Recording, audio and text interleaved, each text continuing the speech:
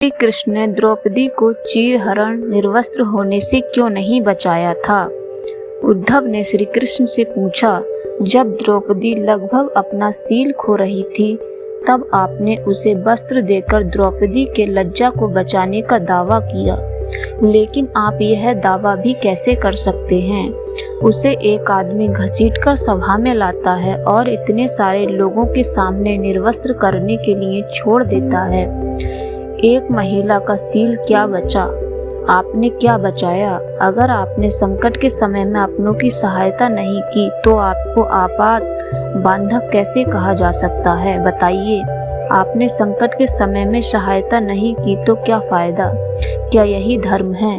इन प्रश्नों को पूछते पूछते उद्धव का गला रुंध गया और उनकी आंखों से आंसू बहने लगे।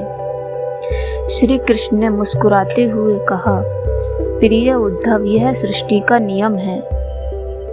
जो विवेकवान है वो ही जीतता है।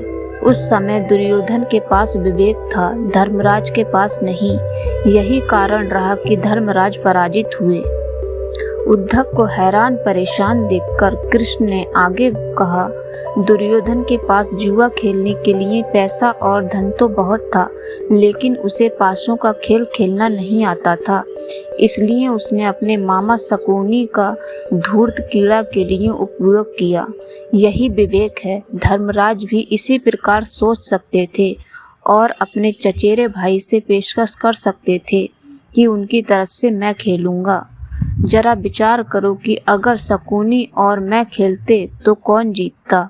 पासे के अंक किसके अनुसार आते, मेरे या उनके? चलो इस बात को जाने दो।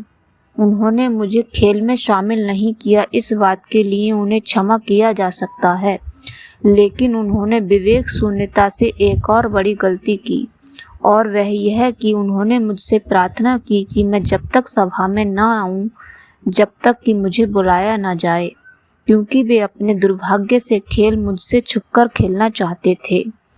वे नहीं चाहते थे कि मुझे मालूम पड़े कि वे जुआ खेल रहे हैं। इस प्रकार उन्होंने मुझसे अपनी प्रार्थना से बांध दिया। मुझे सभा कक्ष में आने की अनुमति नहीं थी। इसके बाद भी मैं कक्ष के बाहर इंतजार करता रहा कि कब कोई मुझे बुलाता है। भीम, अर्जुन, नकुल, सहदेव सब मुझे भूल गए, बस अपने भाग्य और दुर्योधन को कोसते रहे।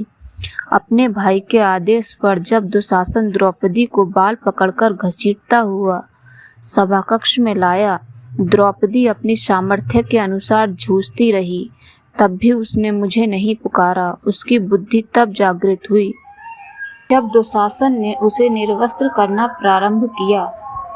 जब उसने स्वयं पर निर्भरता छोड़कर हरि हरि अभयम कृष्णा अभयम की गुहार लगाई, तब मुझे उसके सील की रक्षा का अवसर मिला।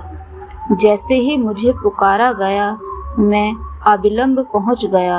अब स्थिति में मेरी गलती बताओ। उद्धव बोले, कान्हा, आपका स्पष्टीकरण प्रभावशाली अवश्य है, किंतु मुझे पूर्ण संतुष्टि नहीं हुई। क्या मैं एक और प्रश्न पूछ सकता हूँ? कृष्ण की अनुमति से उद्धव ने पूछा। इसका अर्थ यह हुआ कि आप तभी आओगे जब आपको बुलाया जाएगा।